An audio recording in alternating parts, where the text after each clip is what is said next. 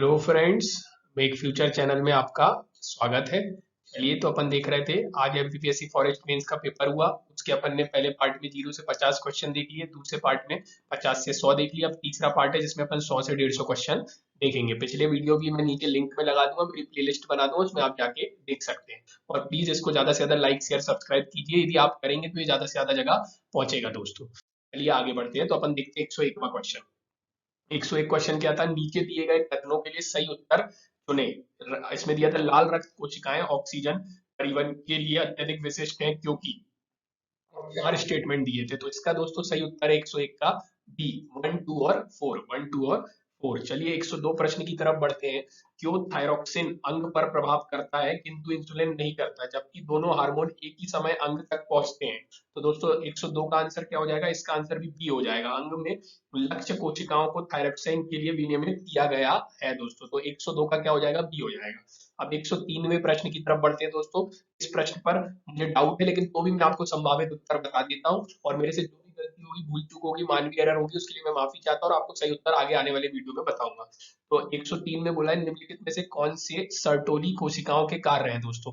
तो दोस्तों अब आप देखेंगे हाल ही में सर्टोली कोशिका भी एमपीपीएससी का स्टेट सर्विस का प्रीलिम्स पेपर हुआ था, उसमें भी सर्टोली कोशिका वाला क्वेश्चन आया था, इसमें भी आया। इसलिए मैं आपको बोलता हूँ सिलेबस और प्रीवियस ईयर का क्वेश्चन बहुत जरूरी है दोस्तों।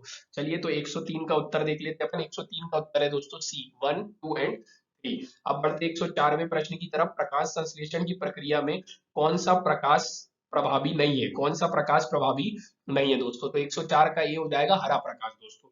अब 105वें प्रश्न की तरफ बढ़ते हैं। ग्लाइकोलाइसिस के अंत में पाइरूवेट से अवायु श्वसन में कितने एटीपी अणु उत्पन्न होते हैं दोस्तों? तो इसका सही उत्तर हो जाएगा बी, 2। कितने होते हैं? 2। चलिए 106वें प्रश्न की तरफ बढ़ते हैं दोस्तों। राष्ट्रीय वन नीति 1952 के अनुसार पर्यावरणीय स्थिरता के लिए कुल भूमि क्षेत्रफल का कितना प्रतिशत न्यूनतम वन क्षेत्र होना चाहिए दोस्तों? तो इसका आंसर हो जाएगा 106 का दोस्तों सी, 35%। अब आगे बढ़ते 107वें प्रश्न की तरफ। वन कानून किसके अंतर्गत वर्गीकृत है? तो दोस्तों मेरे अनुमान से इसका उत्तर होगा डी, संवैधानिक कानून। डी हो जाएगा 107 का संवैधानिक कानून। जैसे कि आपको मालूम है आर्टिकल 48 में भी बात हुई है, मौलिक कर्तव्य में बात हुई है, तो ये मेरा अनुमान है, इधर से मेरे हिसाब से 107 होना चाहिए, 107 का डी होना चाहिए। अब 108वें प्रश्न की तरफ बढ़ते हैं। भारत में राष्ट्रीय कृषि वानिकी नीति का प्रारंभ कब किया गया था? तो 108 का दोस्तों हो जाएगा डी, फरवरी 2014 में। 109वें प्रश्न का भारतीय वन अधिनियम 1927 में कितने अध्याय और धाराएं सम्मिलित है? तो 109 का हो जाएगा दोस्तों बी, 13 अध्याय और 86 धाराएं सम्मिलित हैं।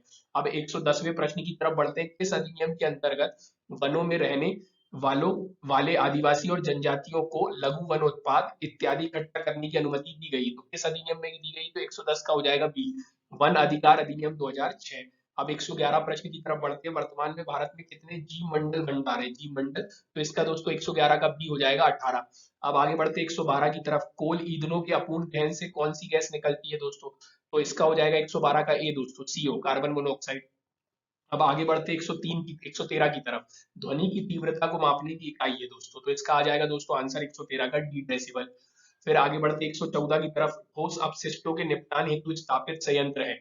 तो दोस्तों इसका उत्तर हो जाएगा 114 का सी, इंसुलेटर, ए सॉरी दोस्तों, इंसीनरेटर, इंसीनरेटर, सॉरी दोस्तों, इंसीनरेटर। 114 का हो जाएगा सी। चलिए आगे बढ़ते 115 की तरफ। निम्नलिखित में से कौन सा एक फोटो रासायनिक धूम कोहरे के निर्माण में भाग नहीं लेता है दोस्तों? तो 115 का दोस्तों ए हो जाएगा, ऑक्सीजन। इस पे भी मुझे डाउट है, एक बार आप कंफर्म कर लीजिएगा, और मैं भी गलत होगा तो मैं अपनी माफी चाह के फिर सही उत्तर बता दूंगा। मेरे हिसाब से 115 का ये है, ऑक्सीजन। 116 का दोस्तों सागौन का वनस्पतिक नाम है? तो इसका वनस्पतिक नाम है दोस्तों सी, टेक्टोना ग्रांडिस, टेक्टोना ग्रांडिस दोस्तों। अब 117 में देखिए, मधपेश में सबसे ज्यादा क्षेत्रफल, शारीरिक क्षेत्रफल किस प्रकार के वन के अंतर्गत आता है दोस्तों? मधपेश के अंतर्गत। तो इसको 117 का दोस्तों हो जाएगा सी, सूखे सागौन वन, सूखे सागौन वन। अब आ जाइए 118 में। भारत वन स्थिति रिपोर्ट 2021 के अनुसार भारत का कुल वृक्ष और वन आवरण है दोस्तों। तो 118 का हो जाएगा दोस्तों सी, 24.62%, 24.62%। अब 119 की तरफ बढ़ते हैं दोस्तों। क्षेत्रफल के हिसाब से किस राज्य में देश का सबसे बड़ा वन क्षेत्र है? किस राज्य में देश का सबसे बड़ा वन क्षेत्र है दोस्तों? तो इसका उत्तर हो जाएगा हमारा अपना मध्य प्रदेश, बी, मध्य प्रदेश। अब 120 की तरफ बढ़ते हैं दोस्तों। खैर का वैज्ञानिक नाम है, खैर का, तो इसका उत्तर हो जाएगा सी, अकेसिया कटेचु, अकेसिया कटेचु दोस्तों। तो दोस्तों मैं कुछ ऑफलाइन कक्षा भी लेता हूँ, वहां पे मैंने अपने विद्यार्थियों को बताया था फॉरेस्ट के बारे में, और मैंने बोला था लिस्ट आप देख लेना, और उससे बहुत सारे क्वेश्चन इस बार आए हैं। तो आप मेरे वीडियो जाके प्लीज देख लीजिए। यदि आपको मेरी टीचिंग एबिलिटी पसंद आती है, आप एक बार मेरे से पर्यावरण पढ़ के देखिए, यदि आपको बहुत अच्छा समझ आएगा तो फिर आप मेरे वीडियो को ज्यादा से ज्यादा लाइक शेयर सब्सक्राइब जरूर कीजिएगा दोस्तों। और आपकी एक लाइक शेयर सब्सक्राइब से मेरे को बहुत ज्यादा कोई फायदा नहीं होगा, लेकिन मेरी पहुंच बढ़ जाएगी, और जो मेरे लिए बहुत जरूरी है दोस्तों। वैसे भी अपन देखा है दूसरे संस्थान में लाखों रुपए देते हैं और क्या होता है, तो इसलिए प्लीज चलिए 121 की तरफ बढ़ते हैं। 12 आदमी और 20 औरतें एक निर्माण कार्य को 6 दिन में पूरा करते हैं दोस्तों। तो ये मैथ्स का क्वेश्चन है, मैं आपको सॉल्व करके बता दूंगा, अभी इसका आंसर मेरे पास नहीं है दोस्तों। 122 की तरफ बढ़ते हैं। जब 2.26 और को 0.15 से भाग दिया जाता है तो शेषफल क्या होगा दोस्तों, तो इसका उत्तर हो जाएगा A1, 122 का A1। अब आगे बढ़ते हैं अपन 123 की तरफ, 123 की तरफ दोस्तों, ये भी मैथ्स का क्वेश्चन है, मैं आपको अलग से बता दूंगा वीडियो में। चलिए अब 124 की तरफ बढ़ते हैं दोस्तों। 124 निम्नलिखित में से x square minus x minus six के गुणनखंड कौन से होंगे दोस्तों, तो ये सिंपल मैथ का क्वेश्चन है। एक्स प्लस टू और एक्स माइनस थ्री, मैं मैथ की कक्षा चलूंगा, आपको उसमें बता दूंगा। अभी इसका उत्तर ए है दोस्तों, 124 का ए। फिर 125 का दोस्तों अभी उत्तर कंफर्म नहीं है। 126 हाइबिया प्यूरा किस पेड़ का प्रमुख कीट है दोस्तों, तो इसका उत्तर हो जाएगा ए सागवान का, ए सागवान का। 127 चराई की कांचा व्यवस्था किस राज्य में प्रचलित है, तो इसका उत्तर हो जाएगा दोस्तों सी आंध्र प्रदेश, सी आंध्र प्रदेश 127 का। 128 पारिस्थितिकी संतुलन हेतु किसी देश के कितने प्रतिशत भू क्षेत्रफल में जंगल होना चाहिए दोस्तों, तो 128 का दोस्तों हो जाएगा सी 33, 128 का सी 33। गिर जंगल किस राज्य में दोस्तों, तो ये तो इजी क्वेश्चन था। एक तो 129 का बी गुजरात में। 130 निम्नलिखित में से कौन सी फंगस नर्सरी में आर्द्र गलन डैम्पिंग ऑफ का कारण नहीं होती है, तो इसका हो जाएगा दोस्तों 130 का डी एस्परजिलिस दोस्तों। अब 131वें प्रश्न की तरफ बढ़ते हैं दोस्तों। अभी इसका आंसर पूरा परफेक्ट नहीं है, लेकिन मेरे हिसाब से 80% चांसेस का उत्तर सी होगा दोस्तों। 131 का सी, 131 का सी दोस्तों। चलिए आगे बढ़ते हैं। 132 एक 235 यूरेनियम नाभिक के विखंडन में लगभग 200 मेगा इलेक्ट्रॉन वोल्ट ऊर्जा विमुक्त होती है। यदि 50 किलोग्राम U235 का प्रत्येक नाभिक विखंडित हो जाए तो लगभग ऊर्जा प्राप्त होगी दोस्तों, तो इसका उत्तर हो जाएगा 132 का ए दोस्तों, 4 × 10⁻13 जूल। अब 133वें प्रश्न की तरफ बढ़ते हैं दोस्तों। कैसे ग्रेन दूरबीन लाभकारी है, क्योंकि यह कैसे ग्रेन दूरबीन लाभकारी है क्योंकि यह डी हो जाएगा दोस्तों, इसका उत्तर छोटी दूरबीन में ज्यादा फोकस दूरी होती है, तो 133 का डी हो जाएगा दोस्तों।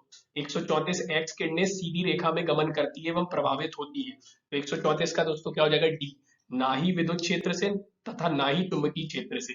फिर 135 तक 135 प्रश्न की तरफ बढ़ते हैं। एक सोलर सेल आधारित है, तो इसका उत्तर हो जाएगा दोस्तों ए, प्रकाश वोल्टी प्रभाव पर आधारित है, प्रकाश वोल्टी। 136 का हो जाएगा दोस्तों, साल का वैज्ञानिक नाम है, इसका डी हो जाएगा दोस्तों, सोरिया रोबस्टा। मैंने ऐसे याद किया था, भारत में साले लोग क्या होता है, हमेशा सॉरी मांगते रहते हैं ऐसे ट्रिक बना के, तो साले लोग हमेशा चीजें से क्या मांगते हैं, सॉरी। तो सॉरिया रोबस्टा, ये साल का हो जाएगा, साल से साला और सॉरी से सॉरिया, तो इस टकी से। अब 137 की तरफ बढ़ते हैं। भारत की वन स्थिति रिपोर्ट 2019 के अनुसार मध्य प्रदेश में सबसे ज्यादा वन आवरण किस जिले में है दोस्तों, तो इसका उत्तर हो जाएगा बी, बालाघाट दोस्तों। 138 वन धन योजना का एक पहल जिसका मुख्य उद्देश्य देश की जनजातीय आबादी का आर्थिक विकास करना व उद्यम बनाने का शुभारंभ किस वर्ष किया गया था, तो 138 का दोस्तों डी हो जाएगा 2020। भारत के वन प्रबंधन में वन वर्धन प्रणाली सिद्धांत का उपयोग अधिकांशतः किस पर आधारित है, तो 139 का दोस्तों ए हो जाएगा, फसल के प्रकार दोस्तों।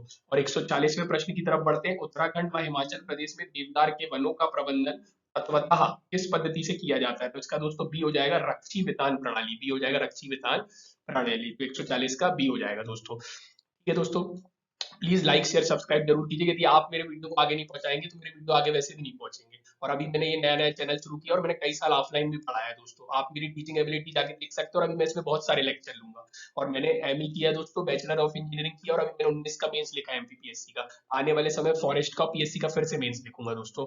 चलिए 141 निम्नलिखित में से कौन सा लुईस अम्ल नहीं है, इनमें से कौन सा लुईस अम्ल नहीं, तो इसका सी हो जाएगा दोस्तों, CaO, कैल्शियम ऑक्साइड, CaO 141 का सी। चलिए दोस्तों 142 प्रश्न की तरफ बढ़ते हैं। जब कार्बन डाइऑक्साइड गैस को अमोनिया से संतृप्त ब्राइन विलयन में बुदबुदाया जाता है तब कौन सा यौगिक बनता है, तो इसका हो जाएगा डी दोस्तों, NaHCO3, CO3। 143 की तरफ बढ़ते हैं। 143 है जर्मन सिल्वर तांबे और डैश की मिश्र धातु है, तो इसका सी हो जाएगा जिंक और निकल, जिंक और निकल दोस्तों। 144वें प्रश्न की तरफ बढ़ते हैं। 0.001 एम बेरियम हाइड्रोक्साइड के पीएच की गणना करें, यह मानते हुए कि यह अपूर्ण आयनिक है, निम्नलिखित में से सही उत्तर चुनिए। तो 144 का दोस्तों हो जाएगा बी 11.3। अब 145वें प्रश्न की तरफ दोस्तों बढ़ते हैं। क्यूपरस ऑक्साइड से कॉपर के निष्कर्षण के दौरान ठोस कॉपर की सतह पर फफोले किस कारण से दिखाई देते हैं? तो 145 का दोस्तों उत्तर हो जाएगा डी सल्फर डाइऑक्साइड गैस का निष्कासन। फिर 146 की तरफ बढ़ते हैं। चौथाई चिरान प्रकाश के लिए सही कथन है। ए इसका उत्तर है दोस्तों ए, काष्ठ विकृत होने की प्रवृत्ति कम होती है। तो 146 का क्या हो गया ए, 146 का ए। 147 प्लाईवुड की सामान्य सीट का आकार होता है। तो 147 का दोस्तों आंसर है बी 2440 क्रॉस 1220 मिलीमीटर। चलिए दोस्तों 148वीं की तरफ बढ़ते हैं।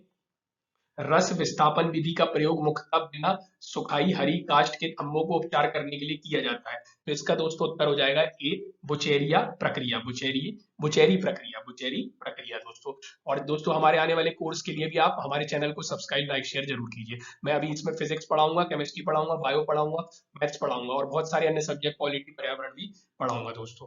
अब 148 हो गया अपना ए। अब आगे बढ़ते हैं। 149 का हो जाएगा डी उपरोक्त सभी हाइड्रोलाइजेबल टेनिन्स के आम फिनालिक घटक, डी हो जाएगा दोस्तों। और आखिरी क्वेश्चन है दोस्तों 150वां। राल का वह प्रकार जिसमें सुगंधित तेल की प्रतिशत अधिक पाई जाती है, इसका हो जाएगा दोस्तों सी तेली राल। तो दोस्तों इस तरीके से पूरे 150 प्रश्न देख लिए। कुछ गलतियां होंगी, मानवी भूल के लिए माफी चाहता हूँ। फिर भी अभी 5 से 10 प्रश्नों को छोड़ दे तो मैं लगभग सबके उत्तर बताएं, और उसमें कुछ मानवी भूल होगी लेकिन लगभग सारे उत्तर सही है दोस्तों। प्लीज चैनल को लाइक शेयर सब्सक्राइब जरूर कीजिएगा। चलिए थैंक यू। फिर अपन मिलेंगे अगले वीडियो में कट ऑफ के साथ, आगे की रणनीति इस टाइप की चीजों के साथ मिलते रहेंगे। तो चैनल सब्सक्राइब करिए, आपको वीडियो मिलते रहेंगे।